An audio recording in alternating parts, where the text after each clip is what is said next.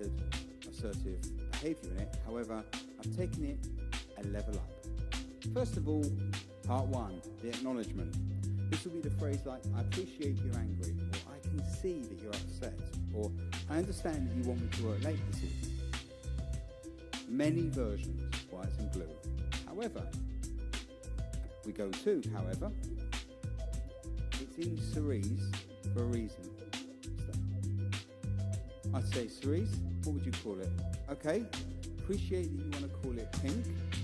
However, the situation is it's my training, so I'd like to call it cerise. Would that be okay? Okay, good. Right, well, we'll call it pink for you because you're the client. Okay, thanks, Mandy. So, acknowledge, I appreciate, I understand. The second word can never be anything other than however. It must be however. It can't be the other word. I understand that you want me to work late, but thank you. I don't want to work late, but what you're saying here is, yeah, but in a professional way. Now, any of you got teenagers here? Right. You get the earbuds? You must all get the earbuds. Can you do your room now? Yeah, but I think it's time we didn't go out, late tonight. Yeah, but what's in there?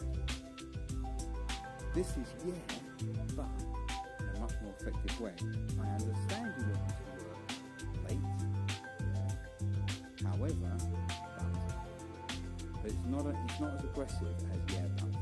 Yeah, but winds you up because it's confrontation. I understand that you want me to work late. However, he's not. Now, part three. Many variations for this. This situation is. So, I appreciate you want me to work late this evening. However, the situation is I've got tickets for the theatre. Or, I can see that you're angry. However, when you raise your voice like that, I feel very uncomfortable. And many different ways of doing it. So, you acknowledge them. You use the however word. And then you state the situation, or in sales I'd call this the reasons of I. And then another word in pink, so. It can't change. It can't be and, if, what, when, it's so. Appreciate, whatever you want, whatever they are. I appreciate you're busy. However, the situation is I've got something really interesting to show you. So, it's a great connector. Part 5 is what you would like to happen. So, I would like to make an appointment to see you, or I would like you to bring the account up to date, Peter. Or, in Mandy's case, I would like you to call it pink, not cerise, or whatever it is. What you're doing here is you're accepting their situation, you're not agreeing with it, you're acknowledging it, you're using however to switch it into the current situation as you see it, using the connector word so, leading you on to what you would like to happen. And that is what happens in standard assertiveness, near enough. But my kicker, and what I call the magic bullet of this, is the last part which can never change. And that is, would that be okay?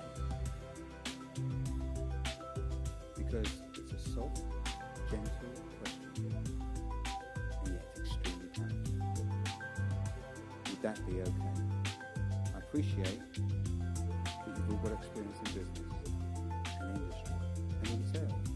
However, the situation is we're going to look at some interesting things today, so I'd like you to approach this with an open mind and we can see what we can achieve. Would that be okay? Do you recognise that? Okay, when did that? Exactly. Just before we did this, I used this model to make sure you were happy to go ahead. What do you think? Yeah, it's effective. Brilliant. Okay, so that's the assertiveness model. Very effective, and you're going to get lots of chance to practice and do some case studies in a minute.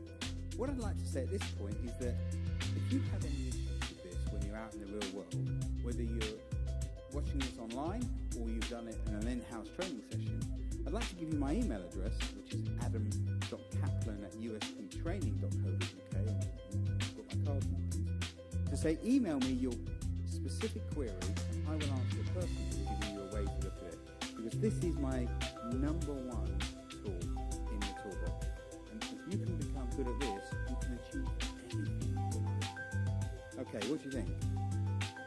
You're too kind, thank you. Okay, so let's look at some assertiveness practice.